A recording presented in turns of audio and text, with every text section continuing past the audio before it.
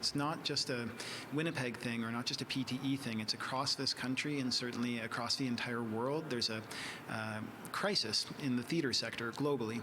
And what's being called the perfect storm, lack of funding coming out of the pandemic, has led to some theatre companies restructuring their organizations, leading to layoffs, reduced workloads, and putting a big question mark on Winnipeg's usual vibrant art scene as a whole. The Prairie Theatre Exchange knows this far too well, as they are undergoing a restructuring that saw 7 positions impacted in a variety of ways, ranging from termination, reduced workload, to amalgamation of positions resulting in new hires. Artistic director Thomas Morgan Jones says this wasn't their first choice, but still had to be done. So revenues are down and expenses are up. And there's every different type of reason why that might be. I think people, because of inflation and cost of living, they have less money to spend. But then also on our side, everything is more expensive to build.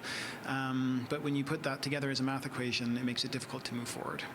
Jones says while the goal of restructuring is to give them stability for the immediate years, to ultimately usher the company into a new era of regrowth, he says in the short term, they need Winnipeggers to show their support not only at the PTE, but also to every theatre in town. I mean, most of the revenue that we're missing this year and moving forward is from lack of ticket revenue. So the more people come to the theatre, the healthier this entire theatre ecology and our city as a whole will be.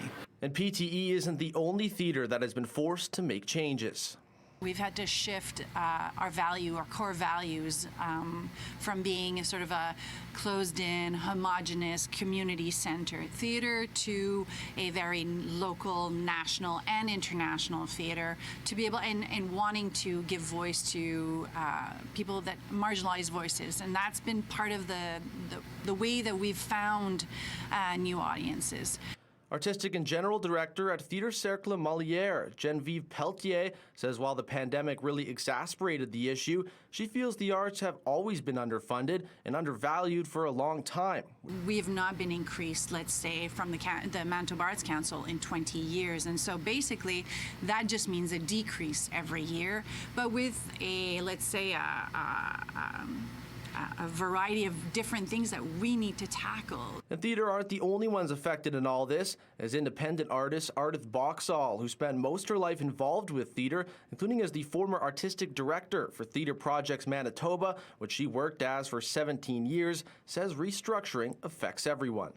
It takes so many people to put the creative work on the stage, and so when there is a shift in output, there will be less work for everybody. And while people coming out to see the shows will help in the short term, Boxall says more needs to be done. Funding agencies, which are essentially, the different levels of government, we definitely need responses and collaborations with them. In Winnipeg, Mitchell Ringos, City News.